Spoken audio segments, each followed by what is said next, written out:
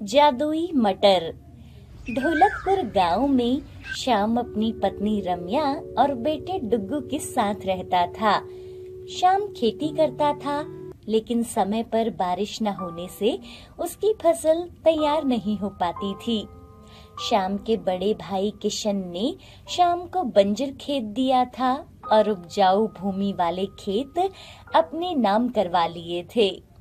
श्याम और रम्या पूरे दिन खेतों में खूब मेहनत करते थे, लेकिन समय पर बारिश नहीं होती थी और उस खेत में सिंचाई भी नहीं हो पाती थी।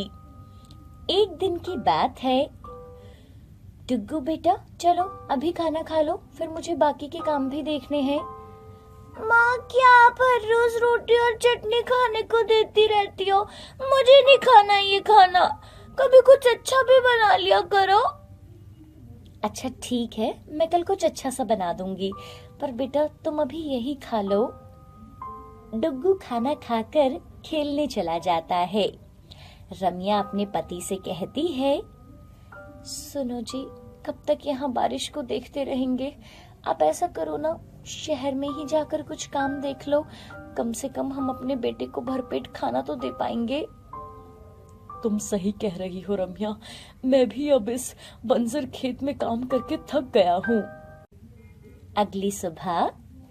रम्या जल्दी करो, मुझे जल्दी निकलना होगा, तभी शाम से पहले जंगल को पार कर पाऊंगा, फिर आगे से बस मिल जाएगी। बस तुम डुग्गू का ध्यान रखना, मैं जल्द ही वापस आ जाऊंगा। ये लीजिए, मैंने कुछ भुने चने और गुड़ इसमें बांध दिया है, आप ना इसको खा लेना रास्ते में। श्याम भी सुबह सुबह एक पोटली लेकर जंगल के रास्ते से होता हुआ शहर की ओर निकल जाता है। चलते चलते सुबह से दोपहर हो गई थी। थोड़ी देर बैठकर आराम कर लेता हूँ। श्याम वहीं एक पेड़ के नीचे बैठ जाता है और अपने भुने हुए चने और गुड़ निकालकर खाने लगता है। तभी श्याम की नजर जमीन पर चल रही दो चींटियों पर पड़ती है। अरे, यहाँ तो चींटियों का घर बना है। श्याम कुछ चने और गुड़ चींटियों को डालता है और चींटियां उसे खाने लगती हैं। तभी दो चींटियां एकदम से बड़ी हो जाती हैं और देखते ही देखते सुंदर परियों का रूप ले लेती है। श्याम डर जाता है और वो एकदम उठ खड़ा होता है। घबराओ नहीं, हम जादुई परियां हैं। हम दोनों बहनें परी लोक से यहाँ घूमने आई थी और इसी पेड़ के नीचे एक साधु अपनी भक्ति में लीन था। हम दोनों को बहुत भूख लगी थी। अरे वो देखो, सामने उस साधु के पास एक पोटली है, लगता है इसमें खाने के लिए कुछ होगा, चलो देखते हैं। दोनों परियां साधु की पोटली उठाती हैं तो उसमें कुछ फूल बांधे थे। परियां गुस्से से उसके सारे फूल साधु के ऊपर फेंक देती हैं और उसे भला बुरा बोलने लगती हैं और साधु बाबा की भक्ति को वो दोनों भंग कर देती हैं और वो साधु बाबा दोनों को श्राप दे देता है और तब से वो दोनों परियां भी चींटियां बन जाती हैं। उन्होंने बोला था, अगर कोई राहगीर तुम्हें खाने के लिए कुछ देंगे तो उस दिन तुम दोनों अपने श्राप से मुक्त हो जाओगी और अपने असली रूप में आ जाओगी। और देखो, आज तुम्हारी मदद से हम यहाँ अपने रूप में आ गई हैं। तुम हमसे कुछ भी मांग सकते हो। मेरे पास एक बंजर खेत है जहाँ कुछ भी नहीं उगता। अगर आप मेरी जमीन को उपजाऊ बना दो तो मैं अपने परिवार के साथ गांव में रहकर ही उनका पेट भर सकता हूँ। ये लो, ये मटर के बीज हैं, तुम इसे अपने उस बंजर खेत में बो देना और सब अच्छा होगा।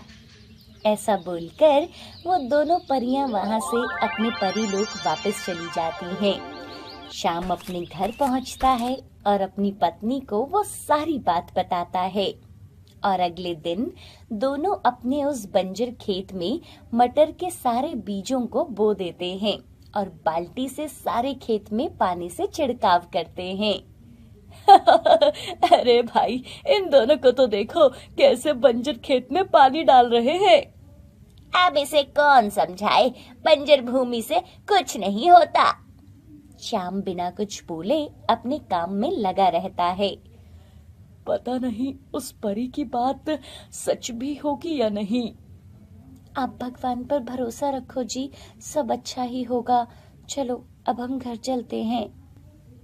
अगली सुबह दोनों अपने खेतों में जाते हैं। अरे रम्या, ये तो सचमुच में ही कमाल हो गया। अरे ये मटर की फसल तो एक दिन में ही तैयार हो गई है। शाम का पूरा खेत मटर की फसल से भरा हुआ था और गांव के लोग मटर की खेती देखकर हैरान थे। रम्या, चलो आज इन मटरों को तोड़ लेते हैं और फिर बाजार में बेच देंगे। ये कहानी बूढ़ी अम्मा की है जो इस झोपड़ी में अकेली रहा करती थी। कहने को तो उनका एक बेटा था, लेकिन वो अपनी पत्नी के साथ शहर में रहता था और कभी अपनी माँ से मिलने तक नहीं आता था और ना ही उन्हें कभी पैसे भेजता था। उसे तो शायद ये भी ना पता हो कि उसकी माँ जिंदा भी है या नहीं। बूढ़ी अम्मा उस झोपड़ी में बिल्कुल अकेले रहा करती थी। कई बार वहाँ कुछ जानवर जरूर आ जाते थे तो झोपड़ी के आगे लगे पेड़ की छाया में बैठ जाते थे और बूढ़ी अम्मा उन्हें पानी पिला दिया करती थी। बूढ़ी अम्मा के पास खाने के लिए कुछ नहीं था, कहीं ना कहीं से खाने का वो इंतजाम करती थी। क्या फायदा ऐसे बेटा पैदा करने का जो कभी अपनी माँ से मिलने नहीं आता। पता नहीं शहर में कौन सा काम करता है जो उसे अपनी बूढ़ी माँ की याद तक नहीं आती। आज पता नहीं कैसे दिन निकलेगा। ना ही मेरे पास खाने के लिए अनाज है और ना ही एक फूटी कौड़ी। जैसे ही उसकी नजर नारियल के पेड़ पर पड़ती है, अरे इस पर तो नारियल लगे हैं। कैसे भी एक नारियल उतार कर इसका पानी पीती हूँ, पेट में ठंडक पड़ जाएगी। बूढ़ी अम्मा एक बड़ी सी लकड़ी लेकर आती है और नारियल तोड़ने की कोशिश करती है। ये नारियल भी कितनी ऊंचाई पर लगते हैं। बहुत कोशिश करने पर अम्मा उन नारियल को नहीं तोड़ पाई। तभी वहाँ एक आदमी आता है। अरे बेटा, क्या तुम मेरे लिए एक नारियल तोड़ सकते हो? इस उम्र में ना तो मैं इस पेड़ पर चढ़ सकती हूँ और ना ही नीचे से ये नारियल उतार सकती हूँ। अगर तुम चाहो तो तुम भी अपने लिए एक नारियल ले सकते हो। लड़के ने उस बूढ़ी अम्मा की बात मानी और उस नारियल के पेड़ से 2 नारियल उतार दिए। एक नारियल उसने बूढ़ी अम्मा को दिया और एक नारियल अपने लिए ले लिया। जब वो आदमी नारियल पीता है तो वो बहुत खुश हो जाता है। वाह, क्या स्वाद है! इतना मीठा पानी, मानो कोई अमृत हो। ये नारियल का पेड़ तो सबसे अलग है, इतना मीठा पानी है। इधर बूढ़ी अम्मा भी वो नारियल का पानी पीती है। पानी तो बहुत मीठा है, मैंने पहले इस पर ध्यान क्यों नहीं दिया। मुझे तो ये नारियल पानी बेचना चाहिए। इतना मीठा पानी पीकर तो लोग खुश हो जाएंगे और बदले में मुझे कुछ पैसे भी मिल जाएंगे।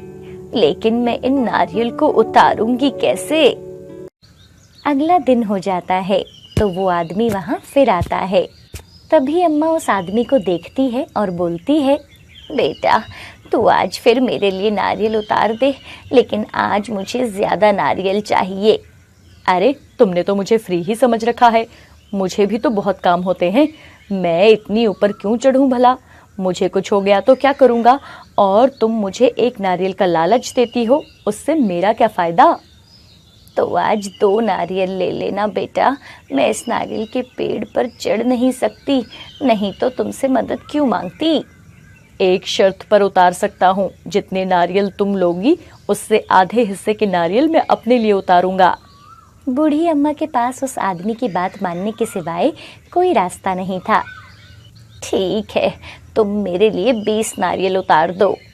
वो आदमी फटाफट से नारियल के पेड़ पर चढ़ता है और अपने लिए 10 नारियल और बूढ़ी अम्मा के लिए 20 नारियल तोड़ लेता है।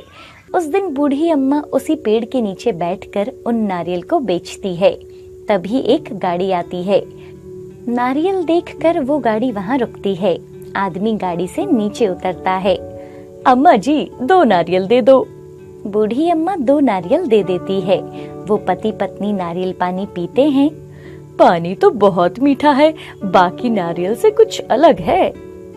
सही कह रहे हो, ये नारियल पानी तो कुछ ज्यादा ही मीठा है। कितने पैसे हुए अम्मा जी? बेटा 100 रुपए हुए। वो उस बूढ़ी अम्मा को 500 रुपए देता है। ये लो अम्मा जी, नारियल पानी बहुत अच्छा है, आप मुझे 5 नारियल और दे दो। हाँ हाँ बिल्कुल लो। अम्मा 5 नारियल उस आदमी को दे देती है और पैसे अपने माथे से लगाकर भगवान का शुक्रिया करती है। ऐसे ही कुछ घंटों में अम्मा के सारे नारियल बिक जाते हैं और उनके बदले अम्मा को अच्छे पैसे मिलते हैं। दूसरी तरफ जिसने अम्मा की नारियल तोड़ने में मदद की थी, वह अपने सारे नारियल बाजार में बेच आता है। आज तो बहुत अच्छे पैसे कमा लिए, क्यों ना मैं आज रात को ही उस नारियल के सारे नारियल तोड़ लूं, फिर उन्हें बाजार में लेकर जाकर बेच दूंगा। नहीं तो वो बूढ़ी औरत तो सारे नारियल मुझसे तुड़वा कर लोगों को बेच देगी, इससे मुझे क्या लाभ होगा। हाँ, यही करता हूँ, आज ही रात सारे नारियल तोड़ लूंगा। इधर बूढ़ी अम्मा आज बहुत खुश थी। आज उसके घर में पूरा खाना बना था। अगर ये नारियल का पेड़ नहीं होता तो न जाने मेरा क्या होता, आज भी भूखा ही सोना पड़ता। रात हो जाती है और अम्मा भी अपनी झोपड़ी में सोई हुई थी। वो आदमी आता है और नारियल के पेड़ से नारियल तोड़ने की कोशिश करता है। अरे, हमने तो कुछ नारियल कल तोड़ लिए थे, लेकिन यहाँ तो आज भी उतने ही नारियल लगे हैं, ये बिल्कुल भी कम नहीं हुए। लगता है मुझे अंधेरे में ज्यादा लग रहे हैं। वो आदमी जैसे ही नारियल के पेड़ पर चढ़ता है, वो ऊपर ही नहीं जा पा रहा था। इतनी देर से वो वहीं का वहीं था। अरे, ये क्या हो रहा है? मैं जितना ऊपर जा रहा हूँ उतना ही नीचे आ जाता हूँ। वो एकदम से पेड़ से नीचे उतर जाता है और डर जाता है। अब वह एक डंडे से नारियल तोड़ने की कोशिश करता है और बहुत सारे नारियल तोड़ लेता है। जल्दी से सब नारियलों को बोरी में भर लेता हूँ। और वह सब नारियल बोरी में भरकर घर चला जाता है और उन्हें एक कमरे में रख देता है। अब सुबह इन सारे नारियलों को बाजार में ले जाकर बेच दूंगा और इन मीठे नारियलों से खूब पैसे कमाऊंगा। और वह दूसरे कमरे में जाकर सो जाता है। अगली सुबह अम्मा उठती है और देखती है कि नारियल के पेड़ के नीचे नारियल ही नारियल रखे हुए थे। हे भगवान, इतने सारे नारियल नीचे गिरे हैं, लगता है रात को तेज आंधी आई थी। और अम्मा पेड़ के ऊपर नजर मारती है। अभी भी पेड़ नारियलों से भरा पड़ा था और पेड़ के नीचे बहुत सारे नारियल पड़े थे। ये तो पेड़ किसी जादुई पेड़ की तरह लग रहा है। इतने सारे नारियल नीचे गिरे हैं और हमने तो कल भी नारियल तोड़े, और देखो अभी भी ये नारियलों से भरा पड़ा है। बूढ़ी अम्मा एक नारियल खुद पीती है और बाकी सब नारियल इकट्ठे करती है और सड़क के किनारे उन्हें फिर से बेचना शुरू कर देती है। दूसरी तरफ वो आदमी जब सोकर उठता है, वो बहुत खुशी से अपने कमरे में जाता है तो देखता है कि उसके कमरे में बहुत सारे सांप थे और नारियल की बोरी जो उसने वहां रखी थी वो भी खाली थी। इतने सांप देखकर वो वहां से भाग जाता है और उसी अम्मा के पास जा पहुंचता है जहां वो नारियल बेच रही थी। अम्मा, मुझे माफ कर दो, अब मैं तुमसे कोई नारियल नहीं लूंगा। तुम जितने बोलोगी मैं तुम्हारे लिए उतने नारियल तोड़ दिया करूंगा। अम्मा हंसने लगती है। अब इसकी जरूरत नहीं पड़ेगी बेटा, देखो रात को हवा से कितने नारियल टूट गए हैं, अब तो कुछ दिन इन्हें ही बेचूंगी। वो देखता है कि वहां नारियलों का ढेर लगा था। आदमी जब पेड़ के ऊपर देखता है तो वहां अब भी पूरा पेड़ नारियलों से भरा हुआ था। वो कुछ समझ नहीं पाता कि ये सब क्या हो रहा है। जो नारियल उसने तोड़कर अपने घर रखे थे, वहां उन नारियल की जगह सांप थे और वो सारे नारियल पेड़ के पास गिरे थे। वो अम्मा के आगे हाथ जोड़ता है और बिना कुछ बोले वहां से जाने लगता है।